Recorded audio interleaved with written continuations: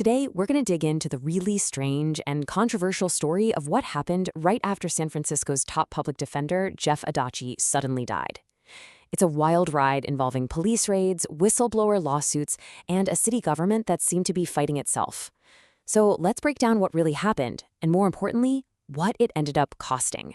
And it really all boils down to this one question. How on earth did the death of a single public official end up costing taxpayers more than $800,000 in legal settlements? Well, the answer pulls back the curtain on a whole mess of questionable actions, retaliation, and what a lot of people started calling a cover-up. And look, this isn't just speculation or some conspiracy theory. We're going straight to the source here, looking at the official court filings and settlement documents. These are the receipts, and they lay out the entire story, piece by piece. But first, before we get into the chaos, you have to understand who Jeff Adachi was. Because to really get why his death lit such a firestorm, you need to know that he wasn't just another city official. No, he saw himself as the city's watchdog. You know, this quote from Adachi himself really says it all. For him, the job wasn't just about defending his clients in court. It was about guarding the public against government abuse, and that usually meant taking on the police, prosecutors, and even judges. He wasn't just defending people, he was defending them from the system itself. And he absolutely did not pull any punches. I mean, he was constantly and very publicly going after police misconduct. He's the one who released videos that made the department look terrible. He exposed a nasty racist texting scandal. The guy was a serious thorn in the side of some very powerful people. So yeah, as you can imagine, this made him a pretty polarizing figure.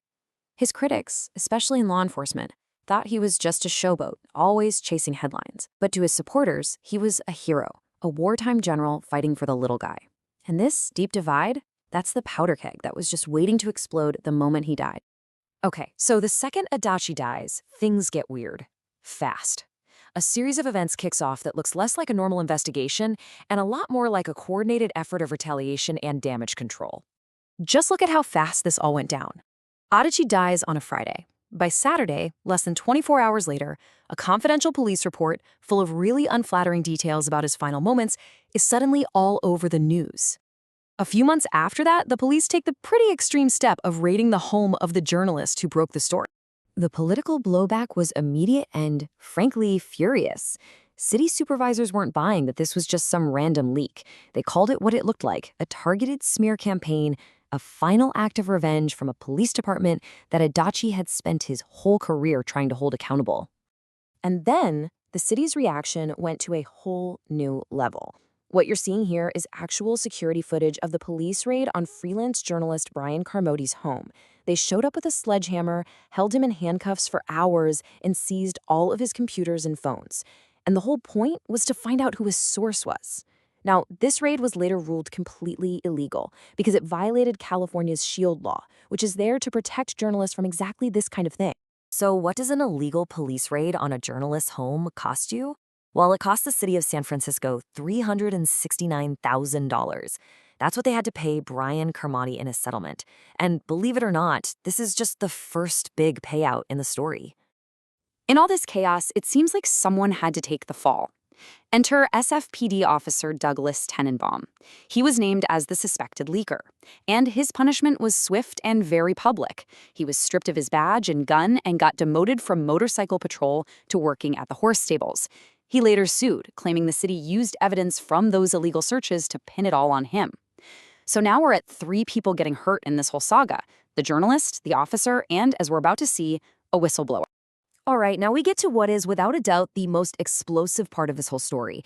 This is where things go from a simple leak to an alleged order to actually falsify an official public record. This is a huge deal. What you're looking at right here, this is basically the smoking gun.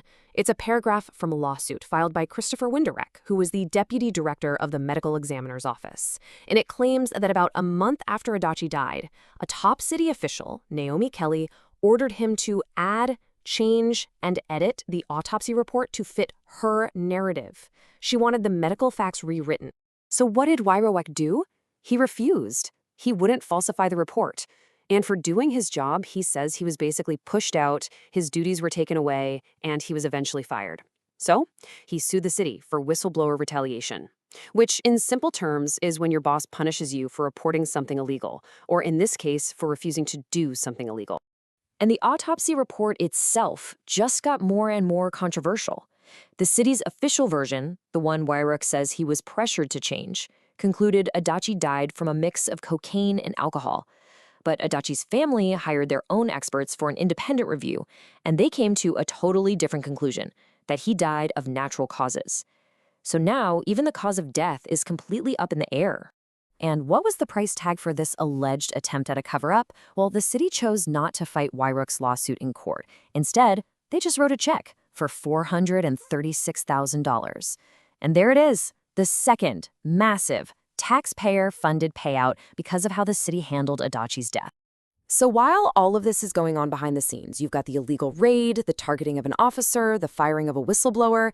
In public, the city was putting on a completely different show, a show of honor and respect for Jeff Adachi. I mean, the irony here is just incredible. Look at the timeline.